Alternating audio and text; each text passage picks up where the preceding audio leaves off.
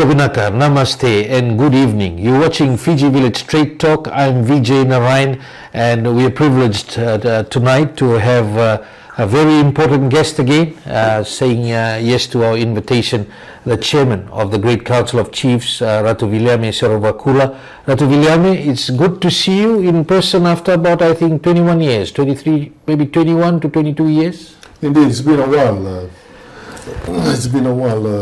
Vijay.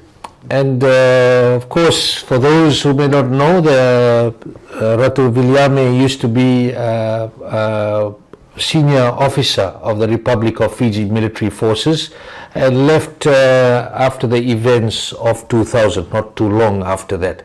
Ratu, we will be talking about various issues. But I think, because when we put this show out and to say that it will feature you, we also said that you played a significant part in the defense of Queen Elizabeth Barracks in 2000, one during the coup on May 19, 2000, and one during the November 2nd mutiny. If you can talk about that, because those are some of the most turbulent times that Fiji ever experienced. Yes, Vijay, I left the army. I left the RFMF prematurely, I would say, because I really wanted the RFMF as a career to retire from the army. But unfortunately, events of 2000 came by and was beyond our control.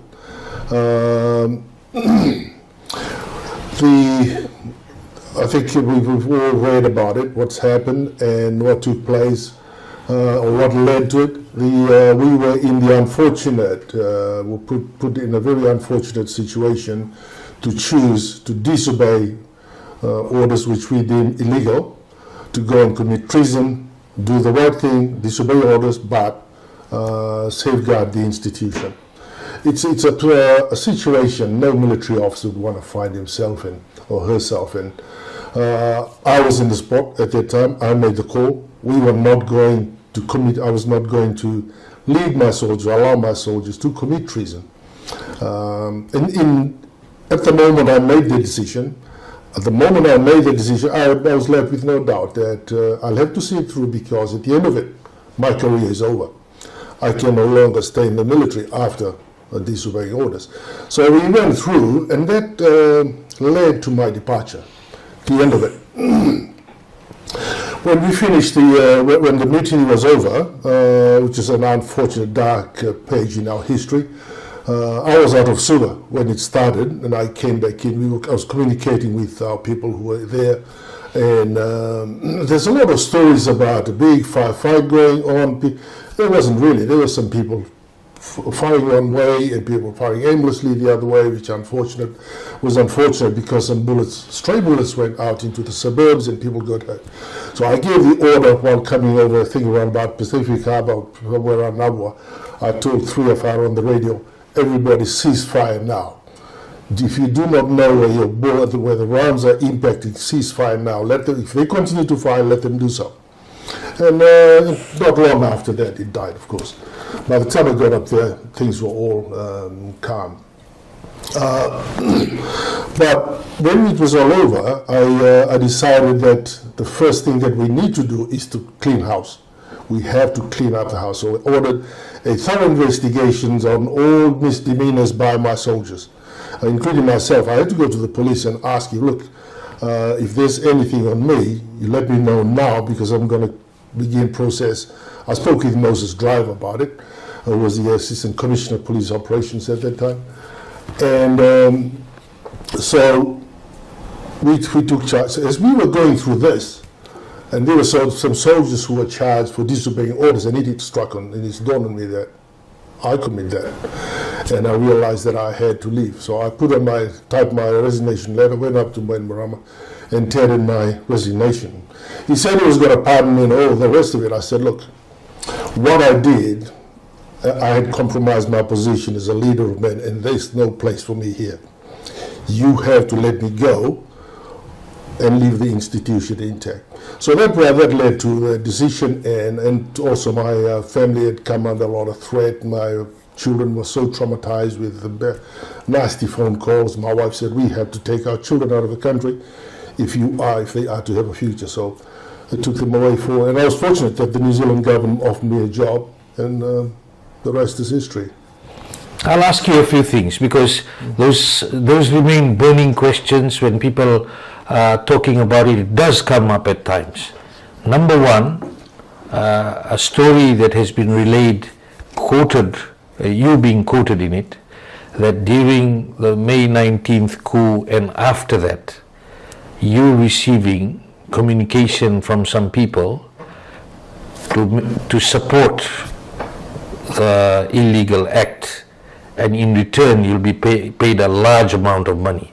If you can talk about that, because that shows that there were other players who wanted it to succeed in a certain way by getting full military support. Yeah, look, there was a lot of pressure coming from the outside, money. One call even said that I would be made the commander if I supported them. And there were a lot of those silly stuff. I found really annoying, because loyalty is something you cannot buy. I found it disrespectful in trying to lure a soldier, not that took an oath in my God's name to carry out the duty, and to offer money to say, give that up and do this. We found it very insulting. It was something that was never given a second thought. We found it very sad, and it didn't deter us at all from continuing with what we have chosen to do. Ratu, you now will definitely be involved in a process which is about to start, the Truth and Reconciliation Commission. The current government has said it is important to look into it. Even the opposition leader has said, yes, he's a former RFMF senior officer as well, Inyasiri Ratu, has said it's important to talk about things even right back to 1987. Some have made the comments those events were one of the darkest days for Fiji and continued to take us backwards. How important do you think this setup will be and the way it's run? I think it's timely. I had been working on a book to tell my story about what happened. But now that after hearing that there's going to be a truth and reconciliation process, I thought, I'll show it. Because this is, and now, I think, time is a great healer. We've now come to a point in time in our history that there are things, perhaps it's the best left alone, but we need to come out and, so that we can open up the evidence for people to come forward. I left Fiji hoping that I'd walk away from that, but I couldn't walk away from it. I went into the United Nations, went to the New Zealand Army, and it affected me. It stayed with me. The kids grew out of it. What stayed with you? The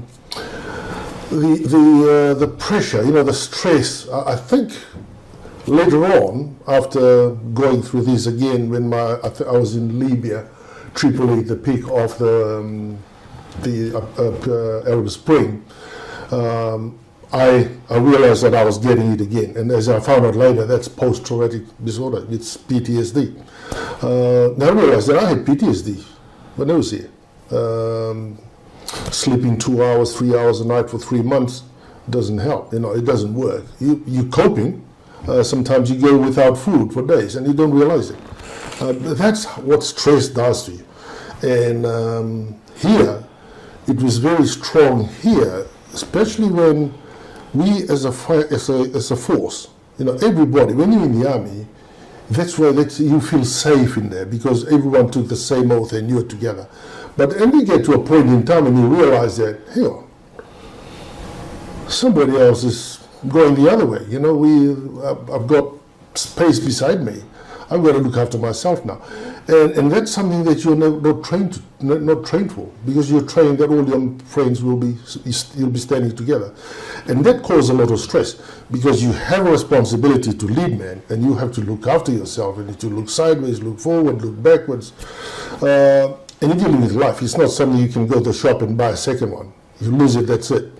And as well as the soldiers, you lose the last soldier's life, that's it. And you have to live with that, for losing a soldier for the rest of your life. Whether you made the decision a right one or wrong, it's up to you or not.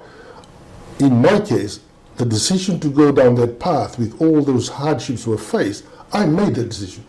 So everything that the soldiers faced going down that path, I take responsibility for it, whether I like it or not. And that's something I'll have to live with. Now, with this Reconciliation Commission, of course, you did say that it will open up wounds. Some things it's better to leave it as they were, but at the same time, it may come up through the victims that this is what happened. Yeah. And we know in 87, in 2000, civilians have their stories to tell, even in 2006.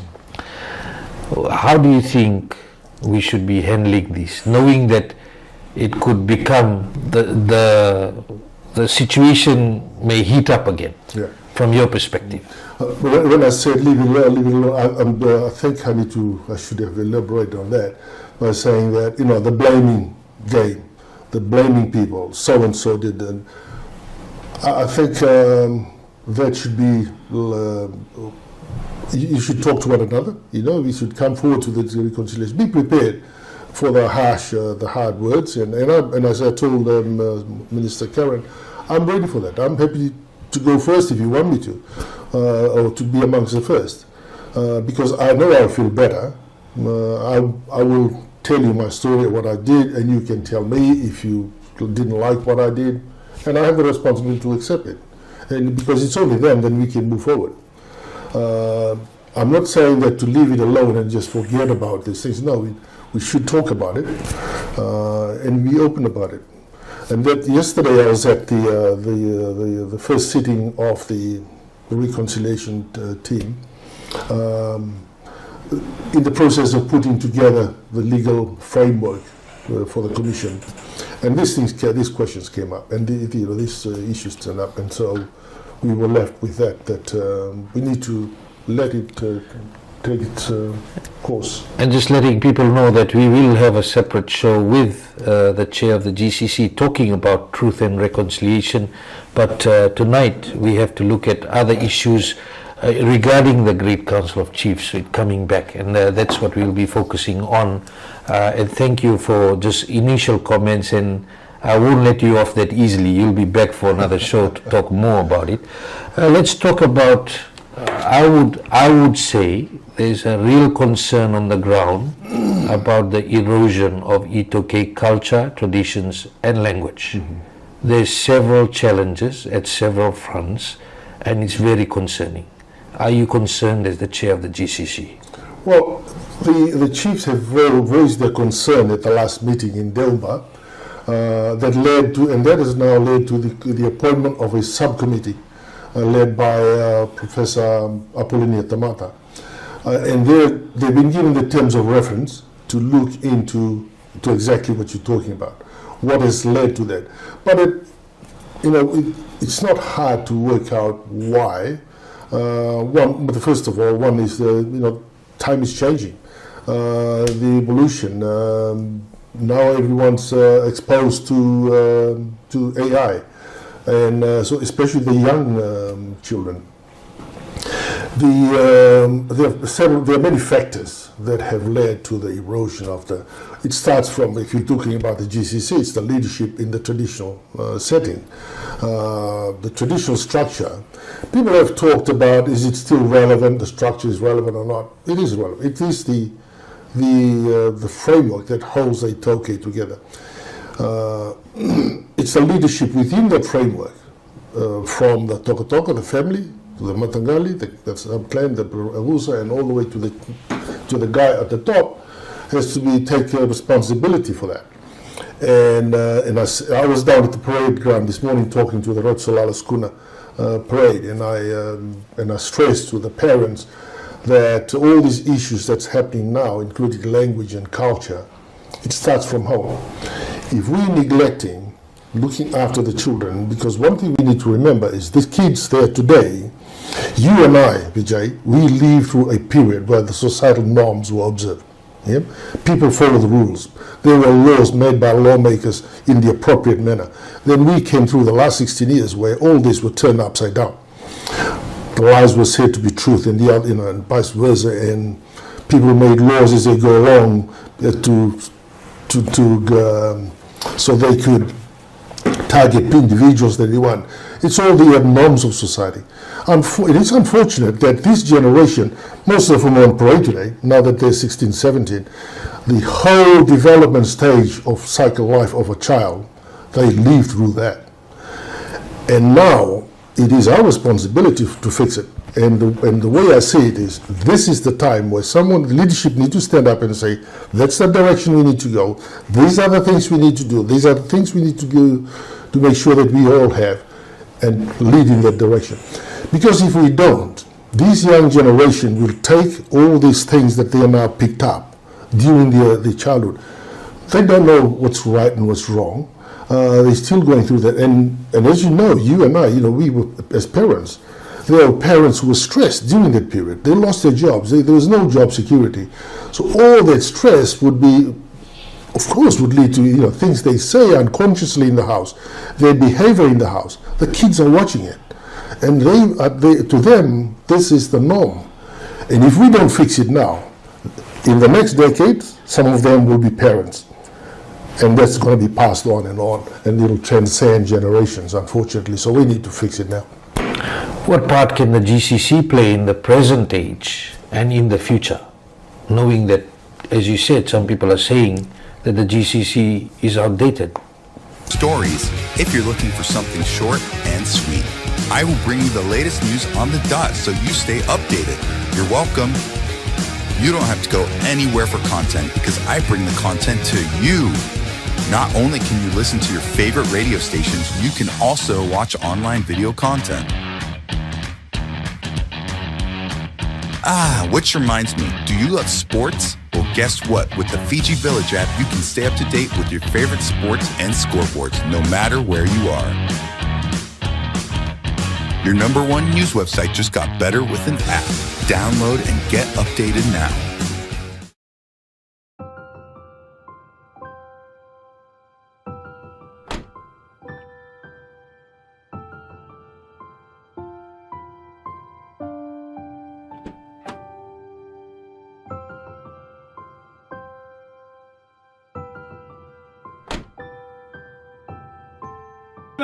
Coup breakfast with Budana Penny and Tifa. Good yanders. It's 7:21 and it's Turned Up Tuesday. Turned up. Good yanders. Let's go. Hey. Hi. We just wanted to take this moment to say a big binakabakalibu for making us the #1 radio station in Fiji. Your sport means the world to us. Thank you for listening in day after day. I like listening to Breakfast on FM 96. I love all the songs that they play, and FM 96 is one of them. We love FM 96. FM 96, our #1. One thing that draws me to FM 96 is that the content is relatable. They do play all the music that I love.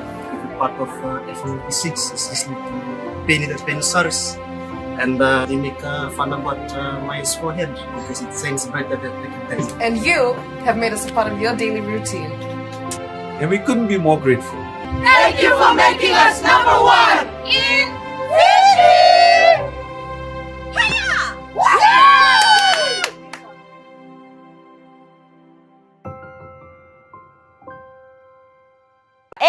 That sounds right. Okay, I got it. If I could turn back time, if I could find a way. As I walk through the valley of the shadow of death, I take a look at my life and realize there's nothing left. Sick and tired of hearing all these people talk about What's the deal with this pop life, and when is it gonna fade out? The sun is fading away. If I could reach the stars, Bum, bum, bum, bum, bum, bum. I don't know the rest of the words. I'd give them all to you. As the June light turns to moonlight. La la la la la, la la la la la, la la la la la, la la la. Loving you is all I ever need. Making love with you is all good. I take back those words that hurt you, and you'd stay.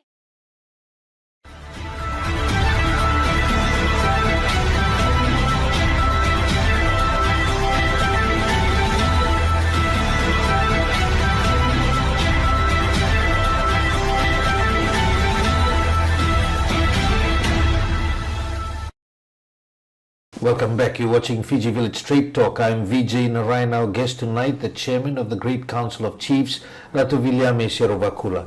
Ratu Viliame, in relation to our education system and curriculum, a lot has been said about that and about the teaching of iTaukei. For example, I went to Suva Grammar School, and I remember there was an option available. Once a week, you can attend iTaukei language class and conversational, and I'm blessed and happy that I took that, and I understand the language very well. Those kind of options to be made available to ensure that the culture, tradition and language, the parts of it are within the curriculum of any school in Fiji. Is there a plan to do that? Right now, as we speak, Vijay, there is a subcommittee, the Education Committee. They are looking into, they've been tasked, because at the last meeting the chiefs raised exactly the same concern, the sentiments that you just talked about. Now, that was discussed at quite some length, the concern from the chiefs about the way things are. Because if we think back, you and I went through education system that's the envy of the region, you know, and look at work. The people who come out of that, when they go into job, they have good work ethics because of the way they were educated. Our education system was great. But then, unfortunately, that was taken apart for some reason, not only to some people. They took it apart, and look at where we are now. You know, the exam system, there's a whole raft of things that they changed. And so the Education Committee is going down. I think Queen Victoria School is being identified as the pilot project because it's all predominantly Taukei boys, and they're in a setting in a boarding school. So they're going to the QVS will be used to relook at this, where we now lack, what used to work, where have they disappeared to, and what the problems they have caused, and how we can come with ways of fixing that. And even the culture of you know, in schools, we used to be taught cultures. We always have a program where we are taught how to do make cares, how to present a sebu, how to present a tabua, and the girls used to, you know, weave mats and all these kind of things. But those were taken away. They were deemed that it's racist. There's nothing racist about culture. Culture is important. It makes a people. It defines us for who we are. I went to, I've seen with my own eyes, where teachers preparing for a traditional ceremony, and it's all over the place. And it's they're all standing around looking like, yeah, we got this, we got it. It's not. You know, it's frightening to think that it's gone to that level where even the teachers have forgotten about how to, you know, our traditional cultures and how we are doing things. So it is timely for that to take place. They have a big job. They have a three-year term, this education subcommittee and the language and culture subcommittee. They all there for 3 years to continue. So after QVS, they're going to go to Ratu Viliame Seruvakula and then one of the girls' school, just to make sure that we And once they've identified that, then we'll be talking to the Ministry of Education as to how we can bring this on. But we will continuously work with the Ministry of Education and the Ministry of iTaukei Affairs to make sure that we bridge this. Like I said earlier on, this is the time to fix these things. We can't let it to wait for another 5, 10 years. It's interesting what you said about, like, if even for a teacher, if they're about 32 years old, they were 16, and after that, or the whole 16, 17 years, when things change, and they come out of it, they don't know any different themselves. There you go. I believe you had to stand up in one of those ceremonies and correct them before the chief came in. I had to. We had to stand up to talk to the teachers. You need to, that's wrong. This is the way you do it. Can you explain what ceremony was going on and what was wrong? It's a traditional ceremony of welcome. You know, the sequence in a traditional ceremony of welcome in the Galgolobi and all this, though the sequence is there for a reason. When a person arrives, the Wakasombu, you perform the Wakasombu like in the old days when you're coming out of the canoe. This is to signify that you're welcome, you'll be okay. You're not going to end up in somebody else's spot if you come ashore.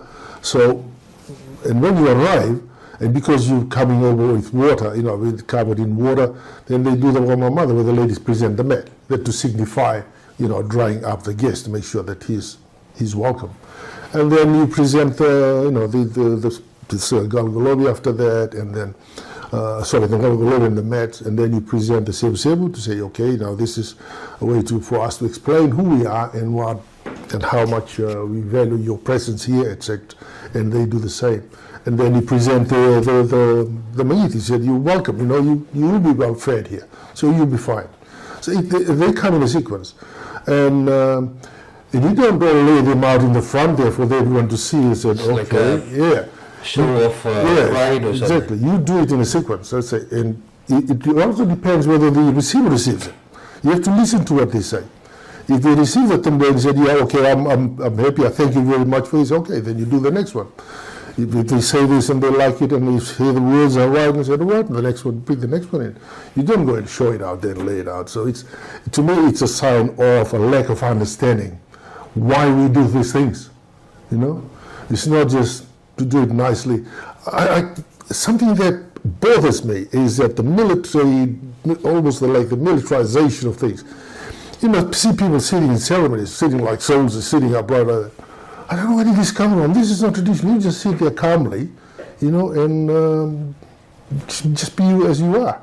And these are things, people watch, and they go and copy, and they go and do it because this person's doing it. Which signifies you don't even understand why you're doing it. It's not yours. I go around like today. They said everywhere I go, my staff always call up in advance and said, hey, just be aware, the chair of the GCC don't wear salu when I go to any guest or something, because it's not. I'm from Masautoka. We're from the bush. There's no flowers in the bush, so we don't wear salu. That's what my father told me. I said, why don't we wear salu? I said, there's no. He said to me, there are no flowers in the bush, son. Cave dollars don't wear salu. It's better for you anyway. Yeah. Now, in relation to a lot of concerns raised about the disrespect being shown to teachers in schools, the increasing misbehavior in schools. It's coming from everywhere. The teacher unions have raised concerns and they're saying it's getting out of hand. Majority, of course, we are saying that the different structures need to do different things right. And what is the Great Council of Chiefs planning to do? Because this is a very serious concern now. Language and culture, it may sound distant, but culture is what defines us. Culture is who we are and what we are. The parents, and that's why we have that subcommittee to identify this. But to answer the question, the first part of it, it goes back down to the parents. The teachers, who are in the unfortunate situation or position to be going through this, shouldn't be going through that, because that's not their job. The behavior of a child is a parent's job. If you remember the beginning of our discussion, I said that there's a lot of stress out there. We are in a nation, a traumatized people. People have been traumatized with it. They just don't realize it. You know, stress is a silent killer. The parents are stressed, they don't realize it, and they're starting to miss things that they're supposed to do. The child are not looked after, and I said that this morning at the parade. When you sit down at the dinner table, look at the children's eyes and ask yourself, do I really understand my child? Do I know that he's okay, or he or she's going to be okay? Have you been keeping track of what they've been doing, where they're going? Because if it's only then that you can fine-tune the behavior of his child, of his children. Unfortunately, in the iTaukei culture, you know, there's so much distractions. You have the church goings. In a week, there'll be 4 or 5 times that dad goes to something, mom goes to something, and then dad goes to drink grog, and their mom just join their friends, and the kids are left alone. Which is a dangerous thing when they're going through the development stage of life. They haven't really fully developed the decision-making process, and they go out and meet other kids who are also in the same boat, who have been neglected. And these young kids, they make up their own minds on what is right, what is wrong, and that's when they end up in trouble.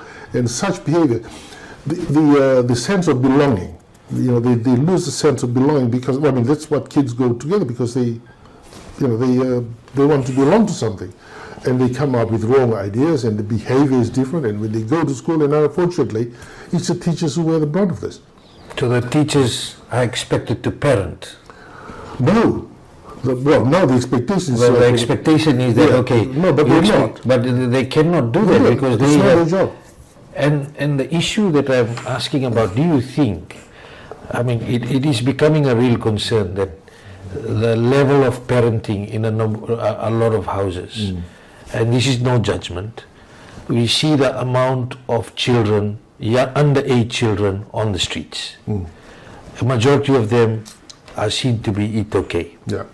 I drove the other night to drop someone off, and I came past one of the housing subdivisions in Sinu, and there were girls as young as about 10 to 12 years old out at about 10:30 at night.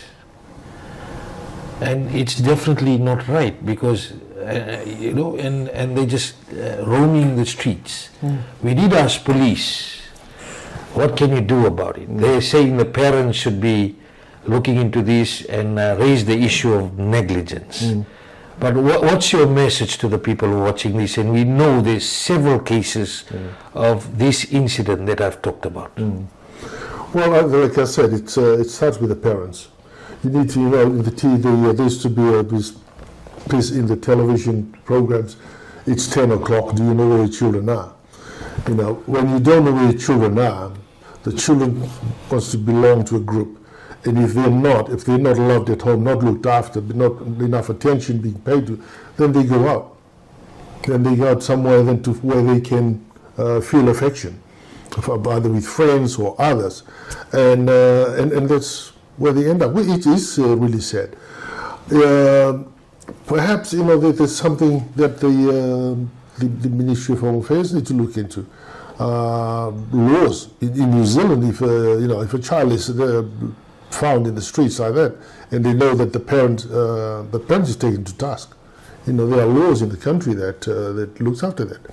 Perhaps it's something that we need to start looking into, reviewing the laws that about loitering and all that. As the GCC chair, will you be talking to the government about some of these issues, knowing that majority of the youth that are involved in this are the iTaukei? We will be, definitely, because just in the recent week, last week, I think there were 2 days we spent going through these issues that we're seeing in the papers every day. Drugs, HIV, there's a few other bits and pieces. Suicide, yeah. That we need to look at this. And I was up at the camp yesterday talking to the commander about a few aspects of it, that we need to look at this holistically. We can't really, because if you look at, today, I read the paper this morning, I scanned through it. I think a couple of ministers saying we need to do this, we need to do that, we need to do this. Yeah, but what are the strategies? a lot of the things, the solutions being targeted today, and the reason we talked about it is this: there's not enough strategic level planning to look into these solutions. A lot of the Band-Aid treatment, which is tactical level, the drugs, they come up with these, no criticism of the decision, but they look at the Bureau, okay, it's the operational level. But I think there needs to be a holistic approach where they need to set up something for at the strategic level. The drugs, for instance. I think we perhaps need to bring back and establish a national intelligence structure where all the stakeholders tap into. And because some of these problems, like the drug is now leading, is leading into others. And this drug is not coming from, it's coming from outside. And you can't fix that by trying to work at the tactical and the operational level.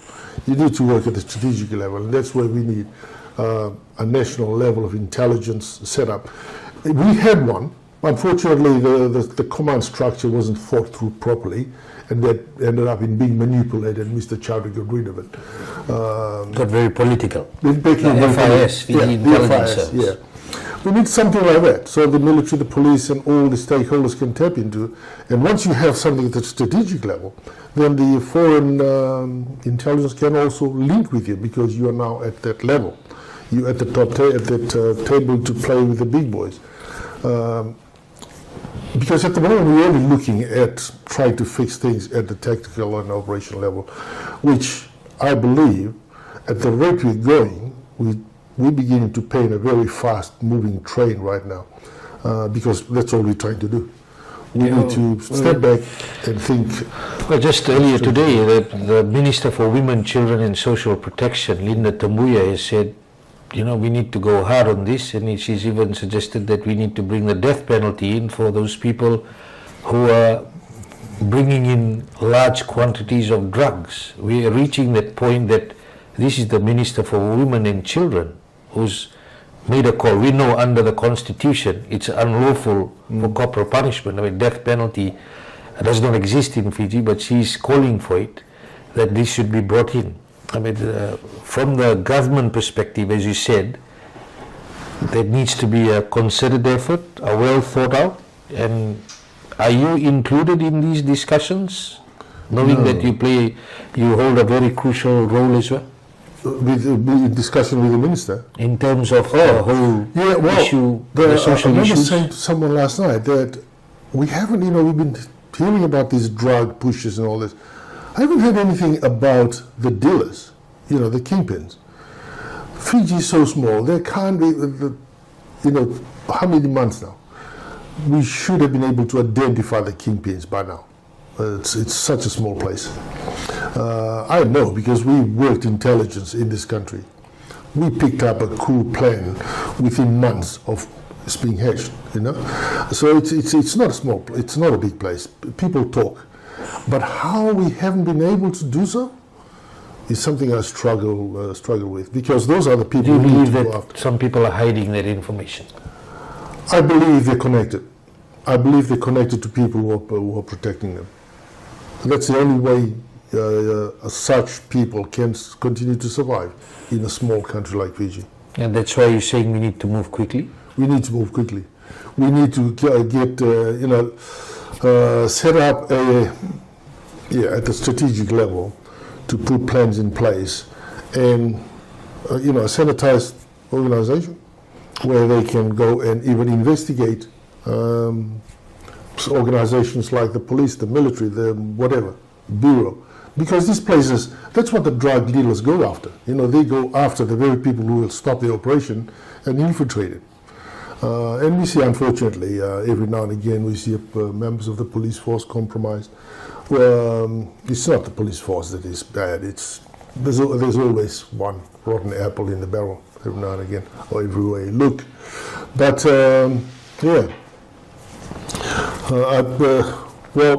bring back the death penalty. I think I understand where she's coming from, but perhaps this needs to be thought through better before we get to that. I mean, there's still other things we can do, like increasing sentence for certain people and really harsh penalties for, because the penalties are, I think, are outdated. They need to be reviewed for drug dealers. You're watching Fiji Village Straight Talk. I'm Vijay Narayan. We'll be back after this break.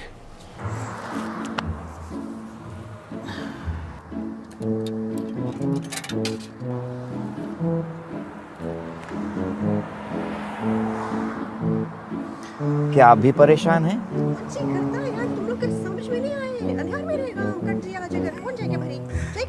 क्या आपकी भी life में ऐसी ही tension है? आपकी परेशानी को कम करने के लिए आ रहा हूं मैं बहुत ही जल्द आपको हंसाने के लिए। रेडियो सरगम और रेडियो सरगम फेसबुक पेज पर बहुत ही जल्द वहीं पर मिलेंगे।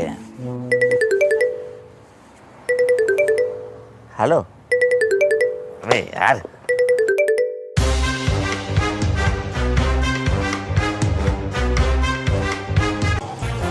आप देख रहे हैं इसी संडास जो हमारे सुपरस्टार प्रश अभी आकर इस्तेमाल करेगा किसी वक्त। अभी लो आ गया superstar purse. Not following me again. Sir जनता जानना चाहते हैं सर अगर जनता जानना चाहते हैं सर अगर rumors true sir. Hopefully. Bye. Sir एक साहब आप देख रहे हैं डॉक्टर के स्टूडियो में हम बन चुके हैं। जेसिका जनता जानना चाहते हैं। जेसिका जनता जानना चाहते हैं कि आप कौन सी मेकअप लगाते हैं। आज मैंने तो कोई मेकअप नहीं लगाया। लगता है लगा ले। How dare you, DEA! तो आप देख रहे हैं यहाँ एसएन का गाड़ी पड़ा है, काफी गर्दी है, लेकिन एसएन साहब सर अमेरिका से आए हुए हैं सर। अमेरिका का जनता जानना चाहते हैं सर आप हमेशा काला चश्मा क्यों पहनते हैं सर। तो सफेद चश्मा कहाँ मिली? सफेद चश्मा देखा कहीं तुम? तुकता क्या को है?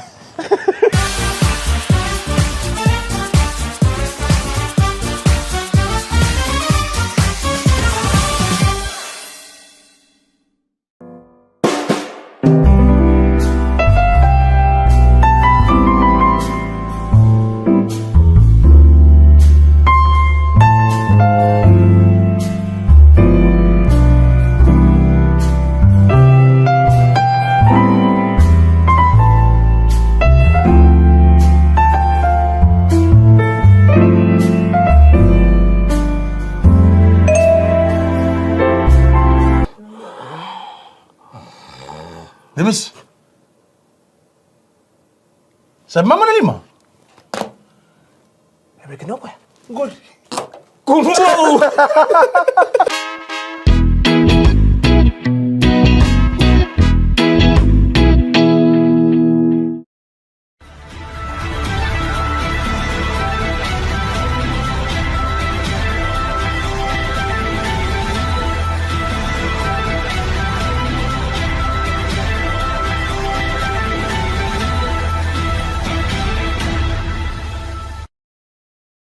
Welcome back. You're watching Fiji Village Straight Talk. I'm Vijay Narayan. Our guest tonight, the chairman of the Great Council of Chiefs, Ratu Viliame Seruvakula.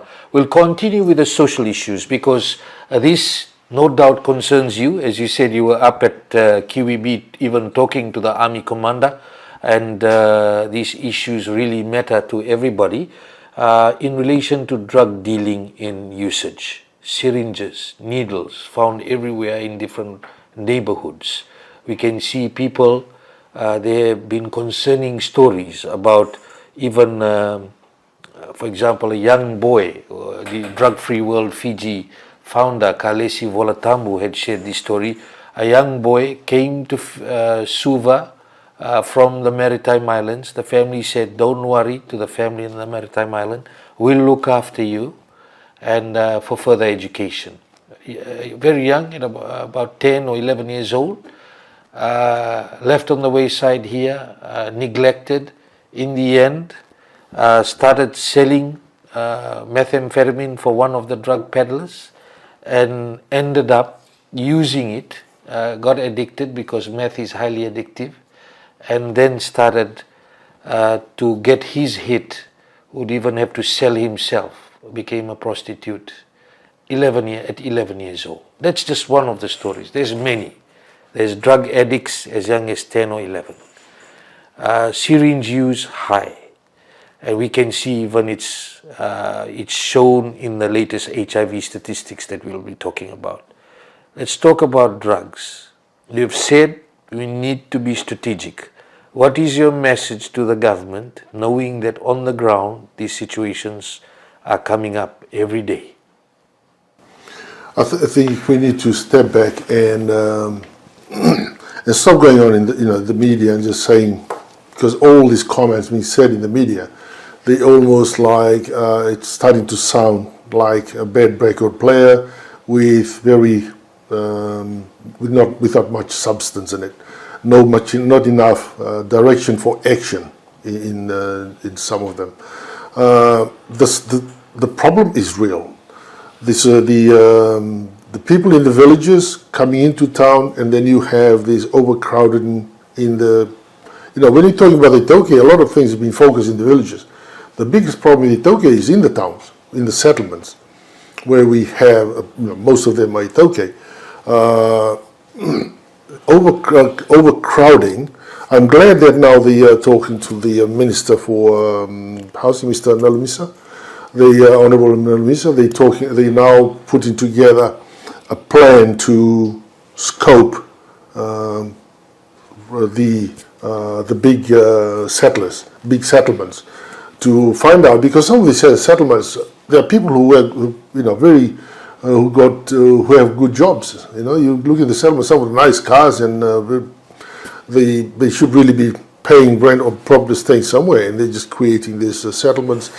And so they're going to scope, won't say the name of the settlement, but they're going to go into these areas and try and fix this. And a lot of this crime stems from those places, because that's where you send it. And that's not a new problem.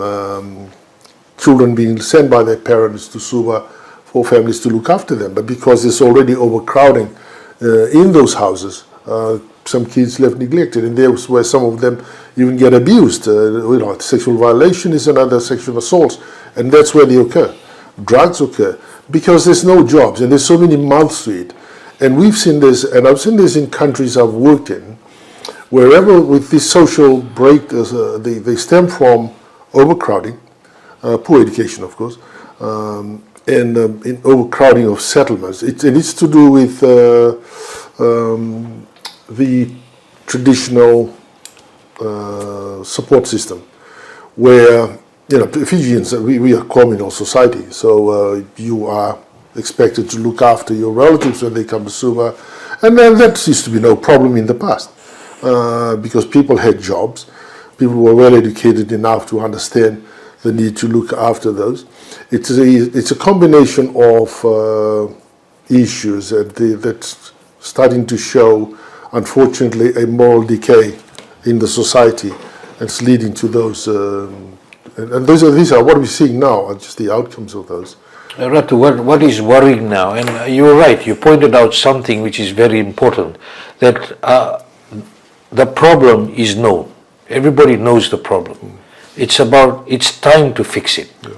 And it's time to move quickly, as you said, to get to the drug pins, the kingpins as far as drug dealing is concerned. We know that there's millions of dollars worth of methamphetamine. They cannot be coming through the plane. They're coming through our waters. You have a military background. How do you think we can cut off the supply? Well, you need to, that's why we need to have a strategic intelligence network to work this out. Because this is way beyond our shores, way beyond our borders, where these things are coming from. So we need to have that level of resource that, when you're talking about a strategic intelligence network, we need to resource it with personnel. And, there are already well-established such institutions around us, the New Zealand, Australia, the Americans. And I remember they came the last time when we set up FIS. There were a lot of help from overseas, but unfortunately it's the very people in Fiji, the very people in the government and the other institutions manipulated it. It can still be reestablished and can still become a properly run institutions to achieve what it set out for. And that's what we need to have in order to target, to identify, to go beyond our borders and know where these things are coming from and how they're operating. We're looking at, when you hear the way those people take in charge of this, the bureau, they're talking about all what they're seeing on the coast here, what they say, what they picked up from checkpoints and all this. These are right at the coalface where these things are being used. We need to go back. We need to go backwards from where they're coming from, and try and map out the logistical chain of where this thing. And one of the easiest ways of tracking it is to follow the money. Follow the money. We have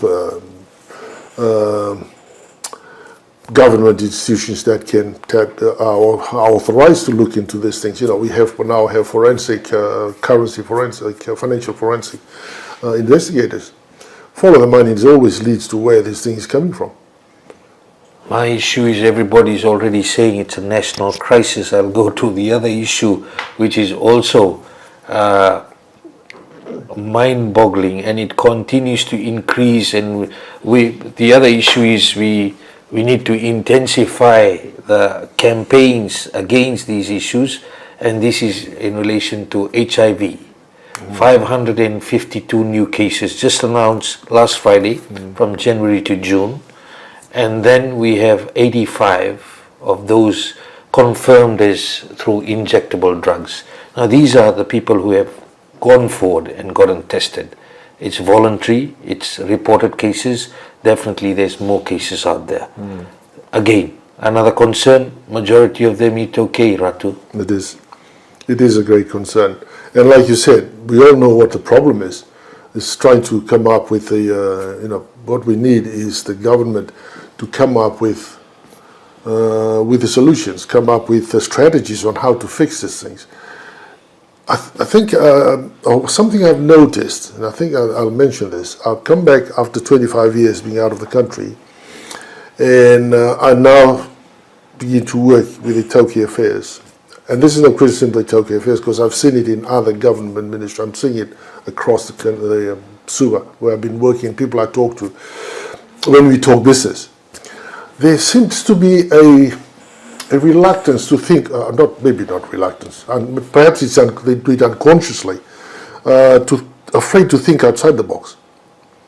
And I think this is that mindset is leading into is perhaps a hindrance to finding solutions to this problem, because we all still trying to think inside the box. And in my opinion, perhaps the reason this is happening is in the last 16 years or whatever period that this antagonism of people, these were good civil servants, but perhaps because of the way they had been led or directed, and I can't help notice they are so engrossed in little rules and regulations. No, I can't do that. No, I can't do that. No, I can't do that. Think outside the box. Well, instead of thinking, hang on, let me find a way to get it done. It's the other way around. Oh, no, you can't do that. And I think because they became numb to it over a period of time, that it's become a norm. And I think that's one of the reasons why these critical issues have not been resolved easily. People keep saying exactly what you're saying. They know what the problem is, but we need to think outside the box. It's a time to think outside the box to come up with the solutions of these things. The Honourable Minister, as you said earlier, said bring back the death penalty. Well, there you go. It may sound draconic, draconian at first glance, but there are countries who use it. Singapore uses it, Thailand uses it, and look at does it solve the drug problem? No. Still have drug problems. But, so it's time to think outside the box and find solutions to this problem. And people may agree to disagree, and it's about having that dialogue and the discussion where your role is very important as the chairman of the Great Council of Chiefs, because majority of the iTaukei are getting affected by it. I'll talk about violence against women and girls. The statistics horrifying. 2 out of 3 women have endured some sort of violence, and Fiji is one of the holds one of the highest rates of violence against women and girls in the world. As a Great Council of Chiefs, what are you planning to do about that? Because these are our mothers, our sisters, our wives who are getting affected. I was mortified when I was shown the statistics. It was horrible. In my work around the world in the United Nations, as an advisor to the heads of the United Nations in the countries I worked in, one of the things, one of the parts of my work is to look at the risk that the UN personnel are exposed to in this country. So I need to understand the dynamics, security dynamics, what all the happenings in the country. I was shocked to see the statistics of Fiji, a country where we have a proper policing system, a proper judiciary, well, starting to become proper, and we have a country where a lot of people believe in God, you know. I've been in the country recently, I've worked in a country recently where the sexual abuse, I looked at every day, I looked at on a weekly basis, I see how many rapes during the week. It's terrible, you know, in the country. And I can understand that because the police are so corrupt, and all the system is just falling apart. The corruption starts from the head to the tail. And then when I come to Fiji, and this was just 2 weeks ago, I think I was exposed to these statistics. It's more than that country. And I was going, well, there's something very wrong here. We got so close to declaring, or I think at one stage we declared that we are a Christian state. Christian state, Christianity, which is majority of iTaukei, talks about caring of, you know, exactly this, looking after mothers, looking after the girls, making sure that everybody has a safe place to live in. I heard the church talking last night. You know, there was somebody talking on the television recently, sorry, and talking about that. We need to. No, that was yesterday actually. Talking about the church needs to relook at itself, relook at. Yeah, I hope. I am so hopeful. I'm really hoping that. Sorry, that next week at the Methodist Church Conference, they talk about this. If there's anything they talk about, I hope this is what dominates, because it's something's very wrong here. We go to church on Sundays, and yet this thing is happening right in our houses. Incest, and you look at the age group of the victims. It's unbelievable. I can't believe it's happening in my country. When it happened in the countries I worked in, which are mostly in conflict or post-conflict, or under dictatorship, of very corrupt governments, that's nothing compared to ours. Our figures are terrible. And the other issue is that majority of those cases of our young daughters, in the case of rape and sexual abuse, etc., child abuse, in majority of those cases in Fiji, the perpetrator is known to the victim, which is even more concerning. Now, when I look at those countries and when I do those assessments and I do analysis on figures and information available, there are 3 things that always come to the fore: overcrowding, poor education, and pornography. Easy access to pornography. Like I said on a couple of occasions in our talk, that the child is developing from 3 to 17. If they get exposed to this, and we know pornography is its own addiction, and the mind, the young mind, to make the right decisions, to make the right call, to believe, to make sense of what he's looking at, is not fully developed, and they're exposed to this. Now, there's no criticism at the service providers. the Digicel, Vodafone, and etc. They're providing a service which is making it possible for people to talk to each other, communicate in emergencies. But it's easy access for young kids. That's a problem. Now, I understand, I do acknowledge the fact that it's a matter of choice for individuals. It's a choice whether you go down that path or not. But what about those who are not fully developed to make their decision? What are we going to do about that? So the government is to come with a good strategy rather than just saying, oh, no, it's a matter of choice. We all know it's a matter of choice. But those young minds are not fully developed, and we have to do something about it. You said about 3 years to 17 years. And you're looking at certain things, inculcating certain things within the system to make sure that the young people, understand the values of good behavior, respect, values. Do you believe that you'll be able to, you're piloting it in QVS at the moment? Do you believe as you go along, after you finish with Ratu Sukuna Memorial School and maybe others, that you bring that and the education ministry sort of includes that as part of a virtues and values program across the board?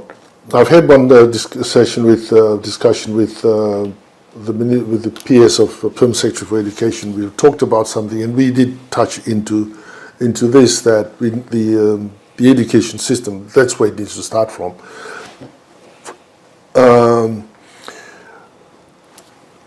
We need to be able to talk about, because some of these topics are taboo. In the traditional, you don't talk about sex with the little kids. But it's time to talk about it. It's time to find out the proper platform or vehicles to use to get the message across. Because we're talking to the parents to talk to their children, but we can also, perhaps if it's hard for some parents, the teachers can do it, to tell them. But at home, the parents need to guide the children along on the taboos of sex, and looking after your family members. Unfortunately, there will always be the old, there were some perpetrators who are even as old as my age, 65, 64, 63. They,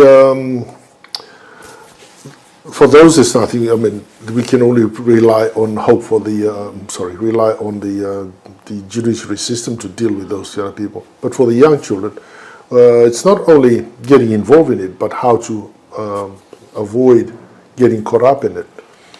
Abuse of grog. I heard that in your own village you have tried to do some things, and to make sure you're coming back to family, stressing the importance of family, and you've started within your own village. If you can share that with the people watching tonight. Well, in my village of Itaukei, what we've done is it's something I've noticed, that when we, especially on Sunday lunches, Sunday lunches in the village is big, is special, where the women folk of the families of the Matangali prepare food, and we all sit down as a Matangali and we talk and we eat, we share a meal together. But it's very common that after church, the men will go and what they call the lubanitai, to take off the tie, and they go and have a bowl. And there are people who, once they have one bowl down the throat, they have to continue. They can't go and eat. And then all this food, well-cooked meals by the mothers, only the children sit there by themselves with the mothers. And so when Dad passed on, and I started to relook at how we could move along with the time, how we can best utilize time, and I realized that the biggest challenge to this is the family. If I can bring the family and get the foundation right, then we can build. So I got the boss all the heads of the Rus and Matangalis, and we sat down and I presented the case to them and said, this is what we're going to do. We're going to ban drinking grog from 11 o'clock on Saturday nights until the Sunday is done. Observe Sunday, be with your family, And also the first week of every month, there will be no drinking in Ghana. It's because we split up the weeks in the month. The first week is to do anything to do with the church, whether it's fixing the church, planting the ndalo, the gardens for the tala, the wakatawa, or the school. That's when it's done. And in order to do that properly, there'll be no drinking grog till the first week of every month. So that's, we've gone a few years now, and they're used to it. And it's become very useful, they become productive. The first week they said, oh, the nights are so long because there's no drinking grog. I said, well, get used to it because that's how we're going to go. And they got used to it. Now people... More time with the family? Yeah, they sit down with the family. I said, look, spend that first week with your children. Look at their homework. There was an idea to say, oh, can we have the village hall where they all go and do the homework? I said, okay, the first question is, who's going to supervise homework? Are the parents going to be there? Well, we were doing so-and-so, they're good. Then go home, you look after the homework and deal with it. No drinking and going at home if there's kids doing homework. So, and we have the mighties to go around doing supervise and make sure that these things are happening. Keep everyone in check. Keep everyone in check. So, and it's working. That's great. Maybe we need to expand it further into other areas. You being the chairman, maybe you can take the suggestion up. I've shared it with some. You'll be surprised. There's quite a few places now that are doing They've this. They've started to do that? Yeah. We know Ratu Village, I heard much earlier. Ratu was doing that. After that, they started that major cooperative, Ndalo cooperative company. In relation to, we've seen the issue of land. A lot of talk about land and iTaukei land. Of course, more than about 92% of land in Fiji is iTaukei and well protected. The issue of availability. We had the Deputy Prime Minister Manoa Kamikamida on the show last week where he talked about that $6 billion worth of projects are in the pipeline, quite a few agriculture related. Fiji Water, the wonderful company looking at major commercial agriculture which can unlock a lot of potential there. We have to diversify, not just tourism, but we learned our lessons from COVID. Where do you think we can come in? This is a big issue as far as land is concerned, which can also be a good return for the landowners as well. When the leases expired, and some continue to expire, or some will be expiring soon, unfortunately, a few years ago, it was politicized. That instead of allowing the sugarcane, I think what the reason some of those land became left bare, were left bare. And I think one of the reasons behind that is people are not happy to lease it because they get nothing, not much out of it. But unfortunately, the lands are now empty. It's not being used, not being utilized.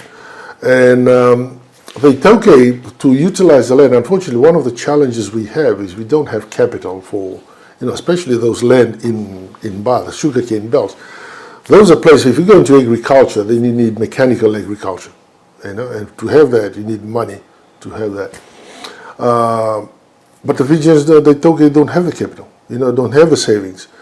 When you talk about the land, if you're going to look at the lease, the lease money, some places have done it now. The Taukei,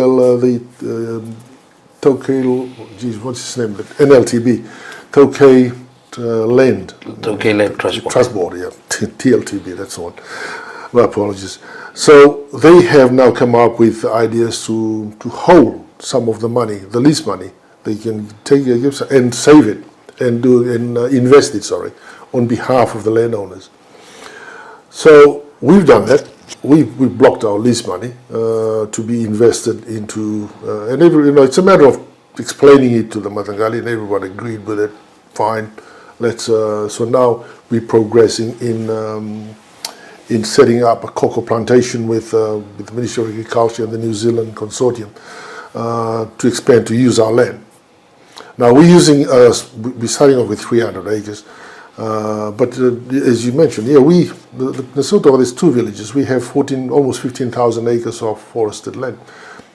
We're using a very small fraction of that, not even 1,000 acres being used. So this is what we want to do. We're going to expand into the cocoa, revitalize with the Ministry of Agriculture, and we also now, we're taking this to the GCC for their endorsement to take this around the southern, the southern belt. You got the sugarcane belt up the top to reintroduce cocoa around here, and also in Wonolevu, for the Itaukei to utilize the land that we have, so that we can contribute effectively to the economy, and this is one of the reasons the Itaukei, I think you mentioned something earlier on, and I caught on to that, but then we moved on to something else, that the Itaukei continue to be pressured. We have the biggest chunk of land, and when the resources rich that come with it, but we're not utilizing it. So we need to, in order for this country to go forward, and the Itaukei to be settled, in a comfortable position, we need to do that to empower them economically, to improve economic empowerment. So because one of the Itaukei is fine, they have money, they have all the resources, everything's going good, the whole country will be fine. It's the Itaukei when they are all, they're not getting the resources, they're not utilizing the resources, and that's all these problems keep popping up, because it's like an unsettled group of people, if you like. But how do we settle that? It's the use of the land. So the GCC is looking at that. We're going to take this to the GCC. They could endorse that, because they already asked that question. For us to go away and come up with an answer, how do we improve economic empowerment? We're looking at culture, we're looking at language, we're looking at education. How are we going to fix that? So that's what we're taking in. But the sharing of land, it has to be. That's another thing.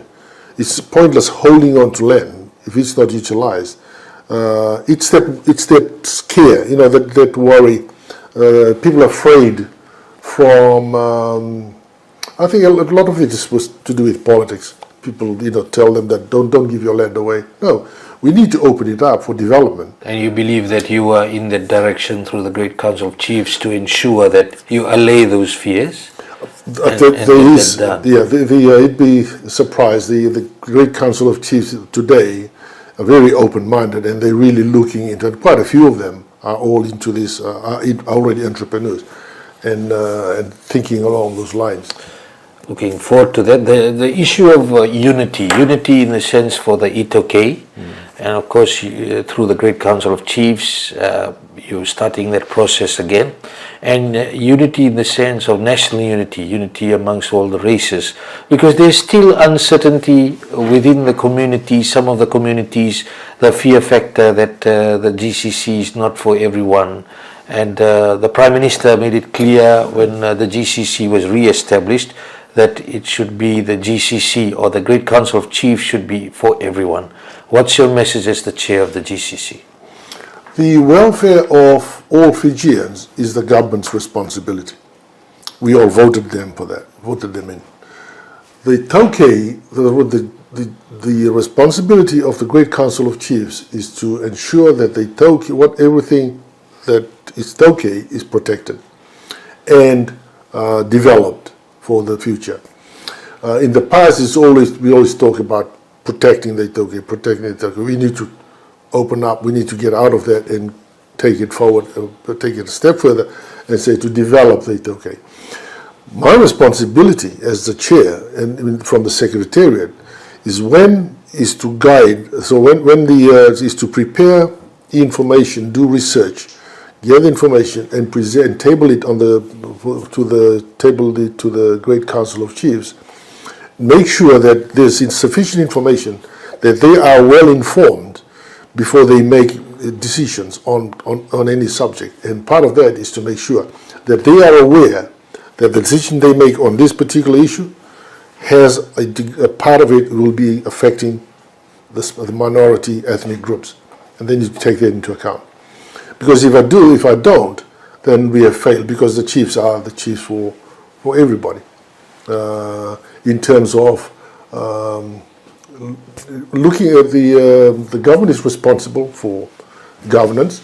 The chiefs is responsible to make sure that there's harmony, that everybody is looked after, no one's left behind, everyone is happy in the community, because they own the land where everybody, all the groups are in. My final question, and we touched a bit in the start on Truth and Reconciliation Commission. You said it's important where we head from here.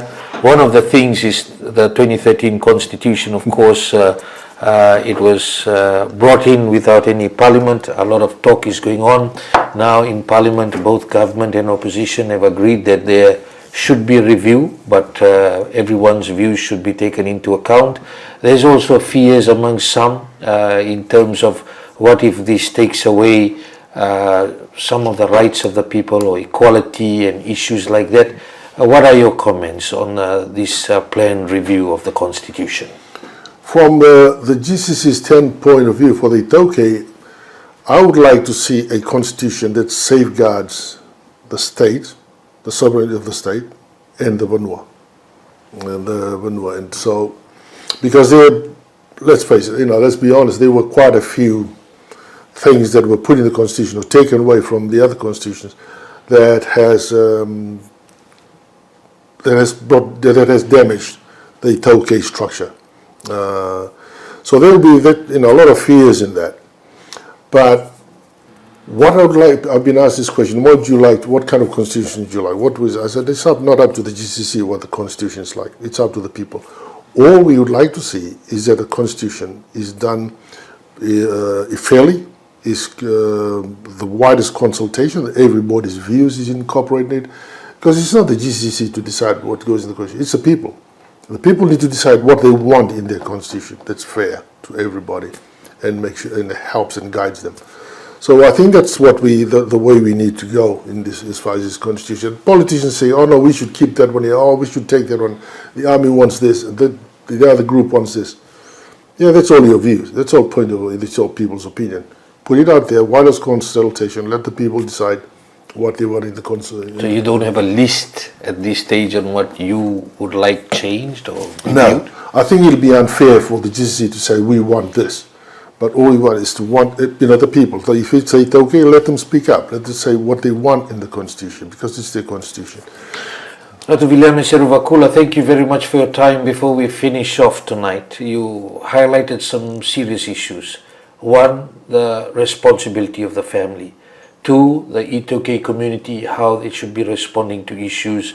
And three, issues like drugs and HIV, real contentious issues for us that more strategy needs to go behind it and we need to act quickly. Based on that, what's your comments to the people before we finish off tonight? Look, we are going through a very challenging period in our nation's history. As I mentioned earlier on, we have come through some very turbulent, we'll say through turbulent waters. The challenges are many. On behalf of the Great Council of Chiefs the Council, I would say the most important thing is to come together. We can't tackle this in isolation. There's no room for playing the blame game now. And it has to start from the top. The leadership starts from the top. From the government, I urge you, Mr. Prime Minister, ladies and gentlemen, the people need proper guidance, need strategic guidance. Band-aid treatment across all walks of life is not going to help the nation. Unfortunately, the world is not going to wait for us. The train has left the station. We have come out of the chaotic period. We need to fix problems now before our children accept it as the norm and transcends into generations in the future. Let's help them. Let's leave a future for them that we experienced, that you and I experienced in our lifetime before the last 16 years. So once again, on behalf of the Great Council of Chiefs, it's been a pleasure and an honor to be here today to share with you the views on the questions that were put to me this afternoon. Vinavalevu, and that's the chairman of the Great Council of Chiefs, and that's the show for tonight.